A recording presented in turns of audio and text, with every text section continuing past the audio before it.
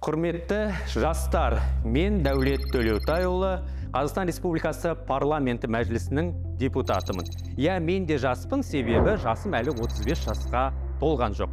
Бұрын мен Әл-Фараби атындағы Қазақ ұлттық университетінде оқытушы болып жүрген кезімде, мен студенттеріме бір нәрсені айтатынмын. Яғни, мысал ретінде, жатақханада жастықта жалпиып жата бермей, жұмыс істеңдер, білім алыңдар дейтінмін. Біздің қолымызда қазір ақша болмауы мүмкін. Бірақ бізде бос уақыт бар және де жалындаған энергия бар. Дәл осы энергия мен бос уақытты тиімді пайдалана білсек, біз үнемі дамимыз және де өзіміз армандаған жұмысымызды табуымыз әбден мүмкін. Ал енді сол жұмыс істеп жүрген жастар біздің армандаған, біз қалаған көбінесе баспананы қалаймыз.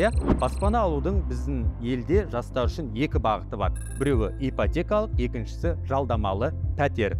Жалдамалы пәтер Алматы, Астана, Шымкент қалаларында жыл сайын жұмыс істейтін 1000 жасқа беріліп отырса, ал ипотекалық бағдарлама әр аймақтар бойынша Абай жастары, Елорда жастары, Жетісу және де Алматы жастары секілді жергілікті бюджеттің ақша бөлінгеніне байланысты үйлер беріліп отырады. Сондықтан құрметті жас, әрекетке берекет, жұмыс істейік, бос жатпай. Құрметпен, Дәулет Төлеутайұлы.